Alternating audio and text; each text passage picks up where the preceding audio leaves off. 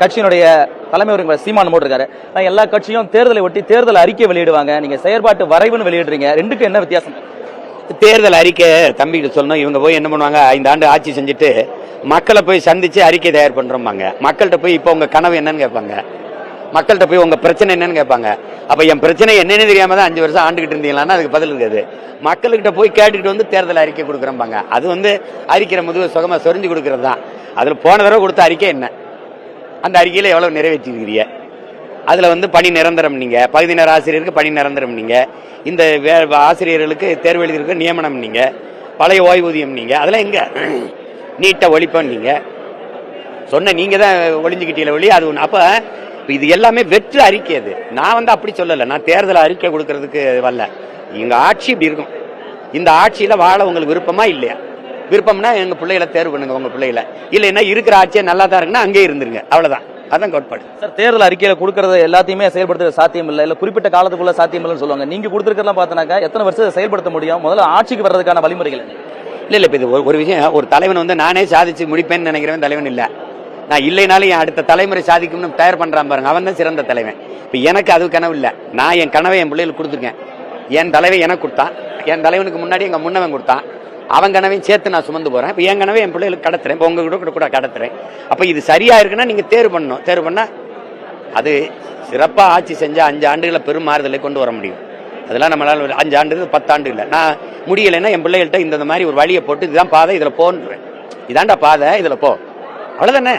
அதுக்கு தான் இப்போ இந்த சிலிண்டர் வழங்கக்கூடிய திட்டத்தை கிரிட்டிக் பண்ணிருக்கீங்க. பார்த்தோம், 6 சிலிண்டர் வழங்குறாங்க, அதே மாதிரி இந்த மாதிரி அரசு இலவசங்கள் வழங்குதுன்னு சொல்றீங்க. உங்க இதுலயும் உதவித்தொகை வழங்குறேன்னு நீங்க சொல்றீங்க. சோ ரெண்டுக்கும் என்ன வித்தியாசம்? 60 வயது கடந்தவங்களுக்கு, விவசாயிகளுக்கு அந்த மாதிரிலாம் சொல்றீங்க. அது இப்ப நீங்க என்கிட்ட வருவாய் பெருக்க இருக்குது. நான் வேளாண்மையில எனக்கு உற்பத்தி பெருக்க இருக்கிறதுனால நான் அதுல இருந்து அவங்களுக்கு விவசாயிகளுக்கு எல்லாருக்கும் ஓய்வூதியம் இருக்கும்போது என்னுடைய வேளாண் பண்ணையில வேலை செய்யறது அரசு பணியாருனால அவங்க ஓய்வு வரும்போது ஓய்வூதியம் கொடுக்குறேன்றேன்.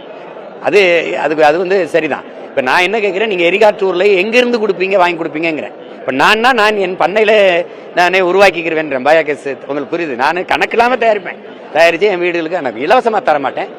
இப்ப 300 ரூபா இருக்குன்னு வச்சுக்கிறேங்க, ஒரு 50 ரூபாய்க்கு தரேன். ஏன்னா எனக்கு உற்பத்தி செலவு வேணும்ல, அதை எங்கிருந்து எடுக்கிறதுன்னு தெரியாது. அதனால அந்த உற்பத்தி செலவுக்கு என் மக்கள்கிட்ட இருந்து குறைந்த விலைக்கு கொடுக்குறேன், தடை இல்லாம கொடுக்குறேன்னு சொல்றேன். இப்படி நீங்க ஒரு மாற்றம் சொல்லணும்ல. நீங்க எங்கிருந்து வாங்கி கொடுப்பீங்க, 6 ஊர்ல அதுக்கு எவ்வளவு செலவு, அதுல இழப்பீங்க, அதை எங்கிருந்து எடுப்பீங்க, இதுக்கு விளக்கம் சொல்லிட்டா நான் இலவசத்தை அனுமதிச்சிடறேன். மக்கள்கிட்ட வரி சுமை கொடுக்க மாட்டேன், எந்த தொல்லையும் கொடுக்க மாட்டேன்.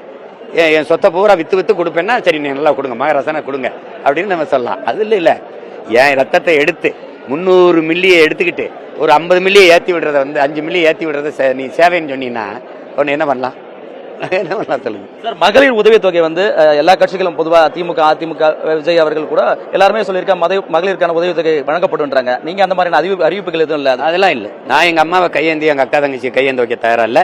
அவங்களுக்கு அவங்க வாழ்விடத்திலே 1000 இல்ல 5000 10,000 ஈட்டி கொள்ற அளவுக்கு வருவாய் பெருக்கத்தை வேலை வாய்ப்பை கொடுத்து அங்கேயே பெருமையா வாழ வச்சிருவேன். அதான் தற்சார்பு பண்றேன், அதை செஞ்சிருவேன். சார், எப்படி தேர்தலுக்கு எப்படி தயாரா இருக்கீங்க? எலெக்ஷன் அனௌன்ஸ் பண்ணிட்டாங்க, என்ன செய்ய போறீங்க அடுத்து? இல்லை போயிருக்கேன்னு இப்போ இந்த ரமலான் பண்டிகைக்காக இருக்கேன். முடிஞ்ச உடனே போவேன். 23ஆம் தேதி ஆரம்பிப்பேன். அப்புறம் அந்த தேதி வரைக்கும் இருப்பேன். காரைக்குடி தானே சார் நீங்க போட்டியிடுறது? வேற ஏதாவது கடைசி நேரத்தில் மாற்றங்கள் இருக்குமா? சொன்னதுதான். கொள்கையில் தெளிவு, குழப்பமில்லாத முடிவு.